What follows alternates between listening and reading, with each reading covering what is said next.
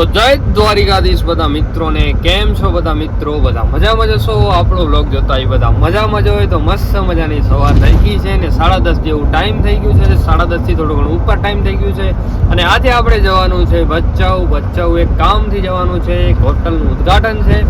હું પપ્પા અને મનીષભાઈ નીકળી પડ્યા છીએ.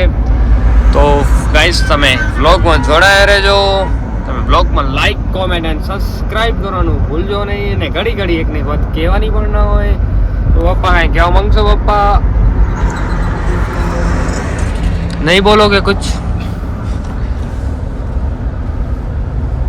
તમે જે કરો એ સારું જ કરો. વન્સ મોર એમાં કાંઈ ખૂટતું નહીં. તો પછી મિત્રો અત્યારે આપણે ગડપાદર પહોંચી આવ્યા છીએ. ભચાઉ આપણે અડધો કલાક જેવું ટાઈમ થઈ જશે.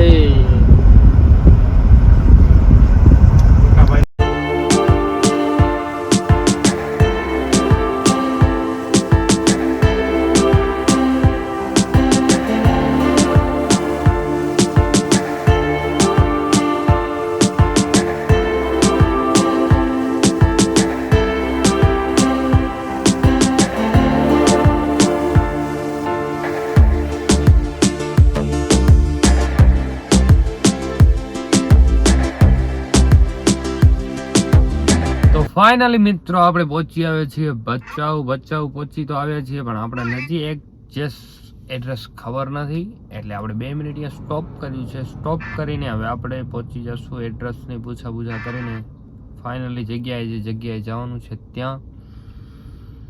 એટલે જગ્યાની તો ખબર હશે પણ કઈ જગ્યાએ છે એ નથી ખબર. બરાબર ને?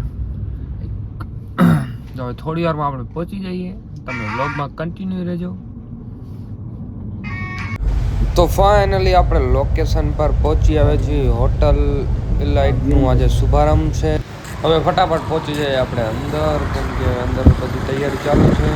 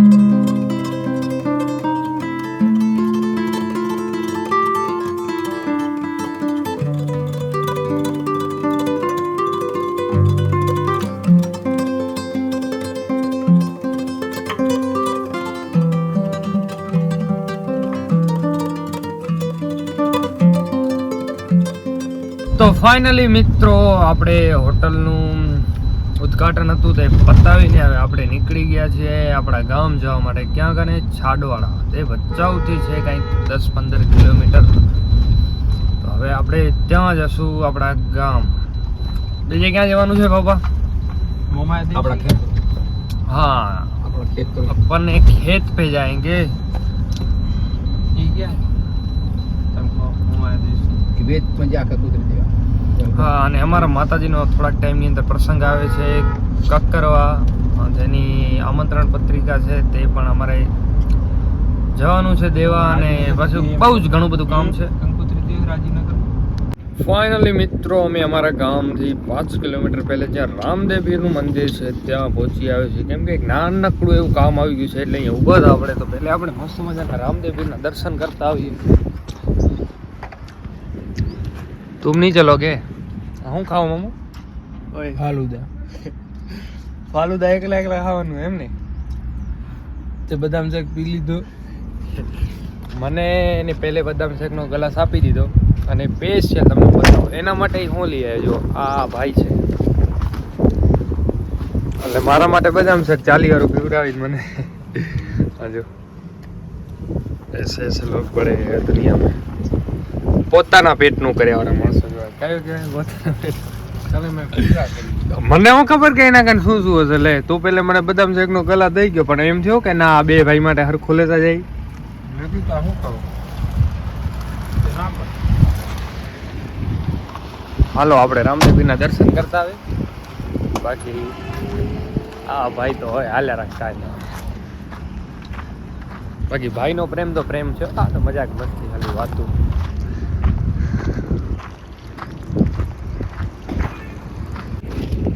ફાઇનલી મિત્રો આપણે દર્શન કરીને આવી ગયા પણ તમને એક વસ્તુ બતાવું. હજી એનો ગલા નથી ખૂટ્યો. એનો ગ્લાસ હજી નથી ખૂટ્યો. થોડો બતાવો. લાઈટ બંધ કર. જો એ હજી કેમ ખાઈ રહ્યો. હજી એનો ગ્લાસ નથી ખૂટ્યો. અમે દર્શન કરીને પહોંચી આવ્યા. પાછા લાઈટ બંધ કર. લાઈટ ચાલુ આગળ થોડોક મને દે તો ખૂટી જાય.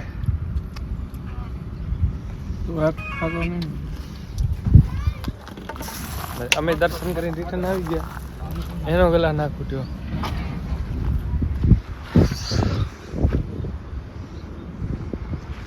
क्या नज़ारा है.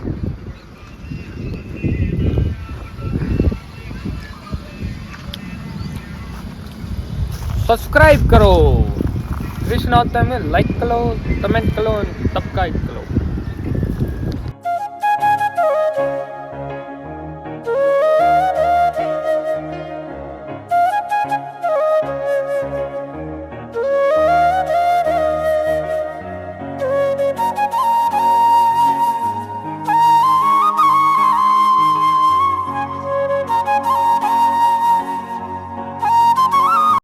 ફાઇનલી મિત્રો આપણે આપણા ગામથી નીકળી ગયા છીએ વગડામાં, વનવગડામાં. કેમ કે આપણે જવાનું છે આપણા ખેતરે.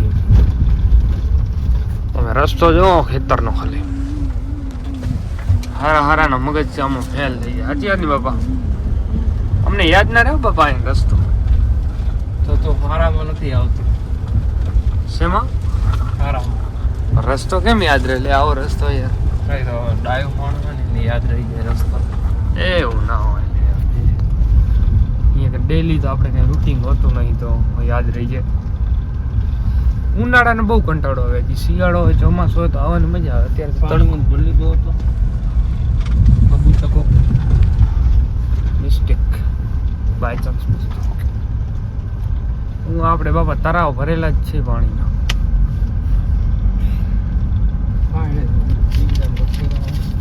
તો ફાઇનલી આપણે માતાજીની કંકોત્રી આવી ગઈ છે.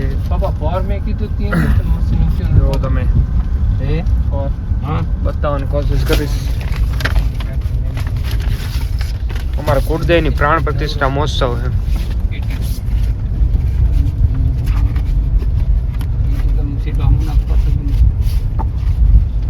ગમન શાંત લાવવાનું માતાજી. પ્રોગ્રામ સારો બનાવશે. કારણ કે બધા નજીક આમ દેવાના ને મારા 20000 દેવાના. જય માતાજી. ફાઇનલી મિત્રો જેટલા વ્લોગ જોતા એ બધા પહોંચી આવજો. 3, 4 ને 5, 6 ચોથા મહિનાની. તો ફાઇનલી મિત્રો અમે અમારા ખેતરે પહોંચી આવ્યા છીએ. આ છે ગામનું તળાવ, અમારા ખેતરની બાજુમાં છે. આ તમને દેખાય ને, જો સામે માલધારી ભાઈ આવે બાજુમાં.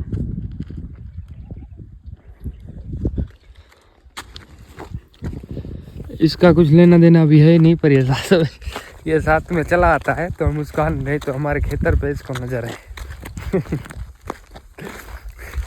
इसको हम साथ में लेके आते हैं ना तो क्या बोलता है बताए, तुम्हारा खेत मेरे को दे दोगे. इस भाई को दूरी रखने का है. ઘણો ટાઈમ થઈ ગયો મને ખેતરે આવવાનો. એટલે રસ્તો ભૂલી ગયો હતો. હા તો ભાઈ ઘણા ટાઈમ પછી આવી તો રસ્તો ભૂલી જાય ને હારા ભૂલી જાય. હું નહીં પણ હારા ભૂલી જાય. બાપા તો યાદ રહી ગયો ના રહી ગયો. બાપા મારે પરીક્ષા લેતા હતા ને બાપા. જો મારા બાપાને બાજુમાં જઈને ફોન લાવે છે બાપા.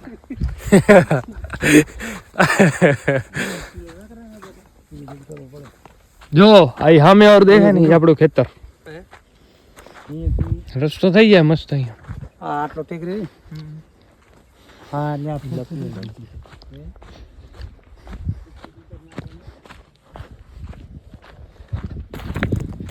મિત્રો તમને હું બતાવું અમારું ખેતર. જો તો પવન ચક્કીથી થોડું આ બાજુ આ બધું દેખાય આપણું. શેઢો દેખાતો હશે કદાચ તમને ઝૂમ કરીને બતાવું. અહીંયાથી ये सब अपना है બધું. આમ ઓ હા મેં હું તમને ઝૂમ કરીને બતાવું.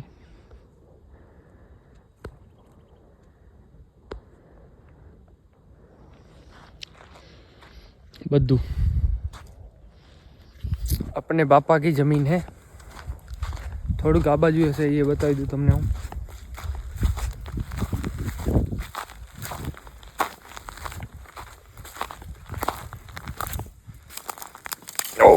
માય ગોડ આ બધું આ અમારું જ છે. અહીંયા આ ભાગ દેખાય આ બધું ભેગું જ છે. વચ્ચે આ પડતર જમીન કહેવાય ને એ છે.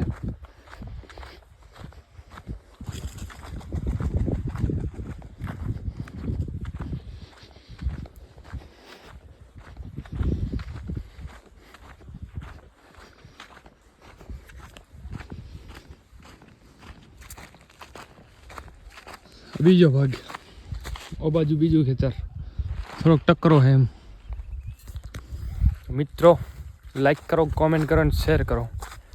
થોડી વાર ખેતરમાં આંટો મારી લઈએ, ફરી લઈએ, જોઈ લઈએ ચારે સેઠા. બાપા આ આપણું જ ને. કેટલો ભાગે? આમ આમ કેટલું લાંબુ કેટલું? 1 એકર છે બરાબર. Total 1 acre. અને બાજુવાળું 11 એકર. મિત્રો અમારા ખેતરે આંટો મારી આવ્યા અને અત્યારે તળાવની અંદર આવ્યા હતા. તમને જો વડ દેખાડું. બહુ જૂનો વડ. કેટલો જૂનો હશે વડા જેવો. અડીખમ પાછો આમ બહુ જ મોટો. આમ નીચે રહેવાની મજા જ કાંઈ અલગ આવ્યો. પાછો અત્યારે ઉનાળો ટાઈમ છે એટલે અત્યારે આમ મોજ જ પડી જાય. બાકી બાપા સામે ઊભા હે. ये मनीष भाई कहीं जा रहा है. અમારા ખેતરની બાજુમાં તળાવ છે. અત્યારે સુકાઈ ગયેલું છે, પાણી નથી. વળ જો અમારી પાછળ તમે કદાચ જોઈ શકતા હશો. ગાડી સામે પડી છે.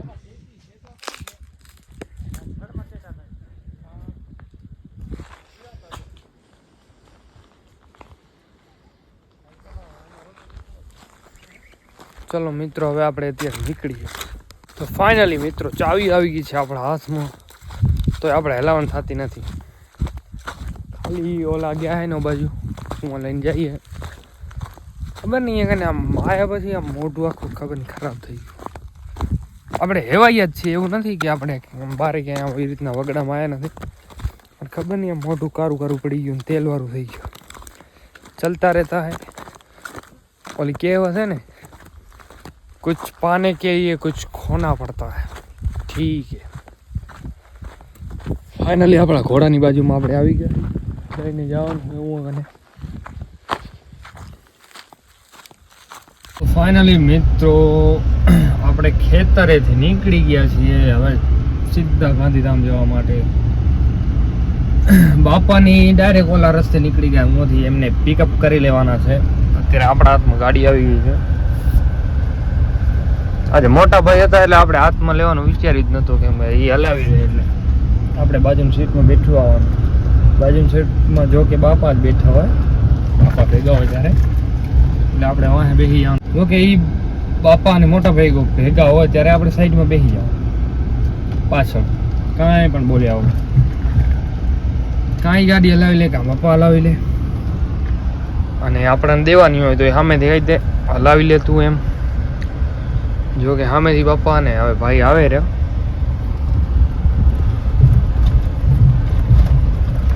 અહીંયા રાખી દઈએ ઊભી આપણે બકરા ભડકે રહ્યા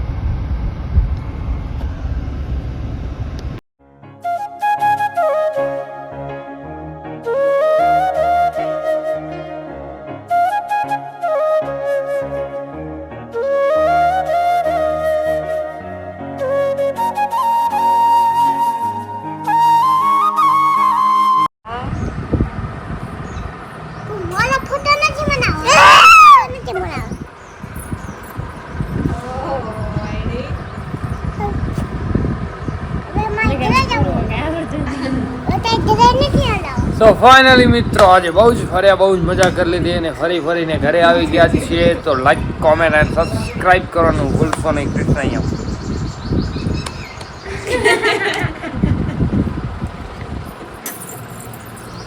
શું કહે છે લાઈક કરો કોમેન્ટ કરો ધીમે બોલ સબસ્ક્રાઇબ કરો bye bye bye bye bye bye bye bye કહી દે બાય બાય